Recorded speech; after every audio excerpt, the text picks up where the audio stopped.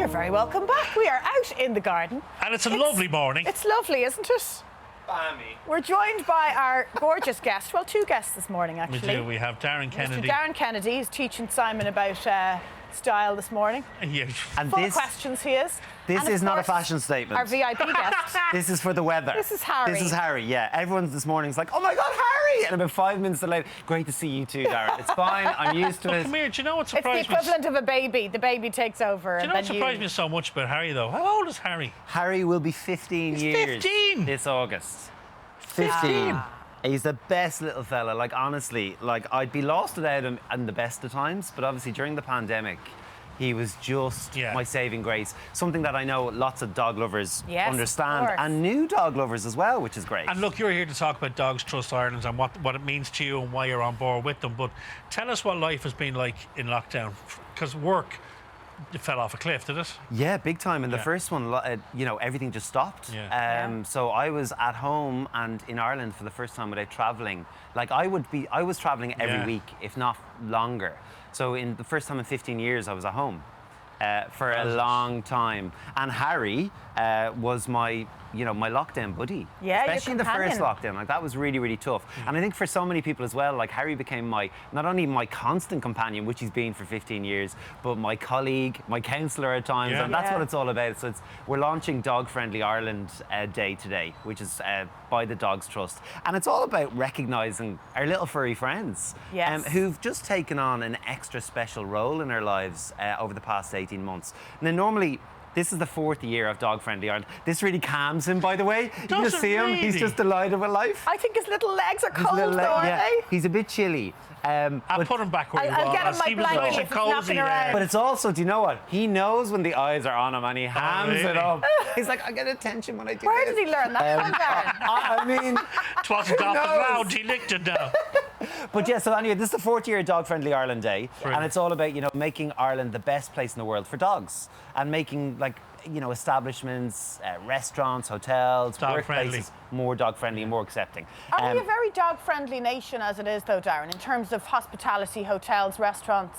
We have come on leaps and bounds, actually, because when obviously 15 years, so I gauge it on Have you Harry's seen much lifetime. of a change, like, over the years? Huge change. Really? Massive change. Like, I remember in the first couple of years of Harry's life, you'd struggle to let a cafe kind of let you sit outside with a dog.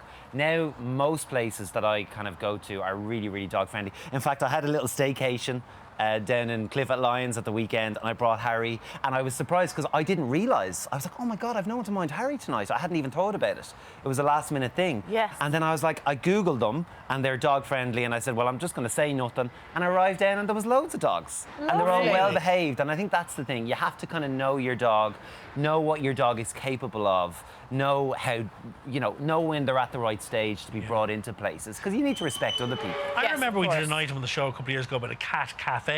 Yes. I did that. I went there. You did that? Yes, I did. Yes. There was a cat cafe, and Is there a dog cafe? Yes, there was. There was a place called, and it closed down a while ago actually, and it changed. And it was called the Thursday Club. It was before it was the Thursday Club. It's actually on Clonbrazil Street. Right. But now there's loads of places that are welcoming to pets, which is great to see, as long as they're well behaved. Yes. You see, I'm lucky because I can pick Harry up.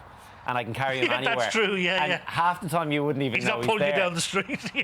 It's when you've bigger dogs. And it is great to see. It is great. And I think it's so nice because I used to live in France a lot. He spotted something.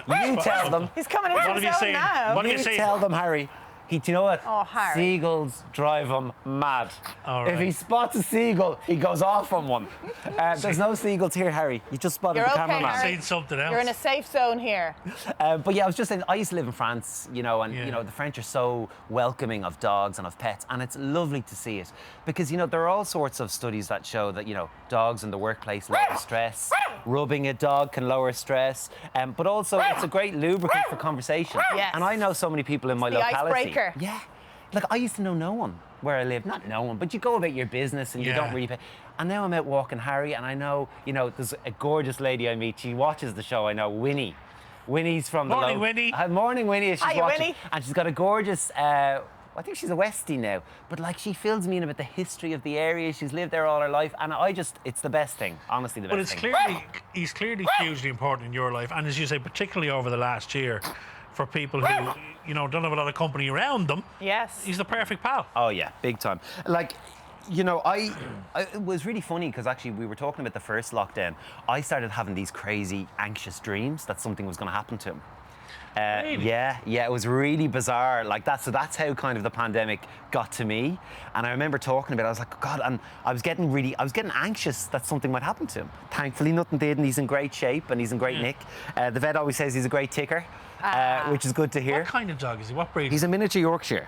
A miniature Yorkshire. Yeah, I remember the day I got him. So I did a lot of research at the time, and I'd say to anyone who's thinking of getting a dog or a pet, do your research. Do your research, because otherwise you end up with problems down the line, and the dogs trust know all about it because they end up receiving When these you dogs. say do your research, I think they really know when they meet a family or an individual or whoever it might be, a couple looking for a dog. They know exactly the right dog for match, that. yeah. The match, exactly, and it's so important. It is so isn't important, and when I mean do your research, it's like if you're considering a particular dog, a certain breed, well, find out, how much activity does that dog need? Does it need to be walked 5 miles a day, 3 times a day? How much does it eat? How much space does it need? Does it shed? Doesn't it shed? Is it hypoallergenic, etc.? And for me, I did all that research, and then I remember the day I went and when I found Harry and I picked him up, he was literally a mouse.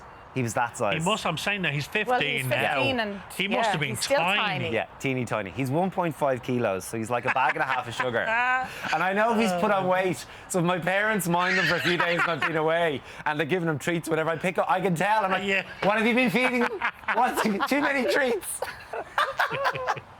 Has business continued somewhat normal for you in terms of your own products, Darren, your own collection? Kennedy & Co., the grooming range, we've been lucky in the sense that one of our major stockists has done stores. Yeah. And they remained open all throughout the pandemic, obviously. Yeah. And then pharmacies. Now, pharmacies were different because obviously we were avoiding pharmacies unless you really needed it. Yeah. So that side of the business obviously then was affected. But then online just shut up. Yes. And we launched And you were ready for online? Well, thankfully, yeah. We launched on Amazon actually at the beginning of the year. A lot of our pharmacy stockists like Macaulay's, McCabe's, Mars, they're all online. So, there's that side of the business. But then, truth be told, women's skincare went through the roof. Yeah. But for a lot of men who weren't in the office, they weren't They doing their let it hair all in the morning. go, didn't they? Well, some men did. They weren't shaving as often. They weren't leaving the house, so they weren't doing their hair. So it actually had a kind of converse effect on men's skincare in a way. But listen, we're still going. The products people love, the feedback we get is amazing, and we're going to be launching on Look Fantastic and the Hook Group globally over the next couple of months. I was just going to say to you, I think any Irish business that has weathered the storm that has been COVID and the pandemic over the last 16 months and come through it, I think you're doing very well. We're still alive, which I always say. It's like we're keeping the wolf from the door. We're still breathing. Yes. And knowing you, Darren, there's new ideas coming down the road. So actually, you got to keep yourself exactly. on your toes. What is down the road in terms of your brand, and what's your plan? The plan for the brand is really just to continue expanding it. I mean, we've kept it at we're still a core capsule collection of 5 products, and it's really it's a one-stop shop for any man who wants to take care of his skin. And that's really it. And it's simple, it's minimalist, it's not complicated.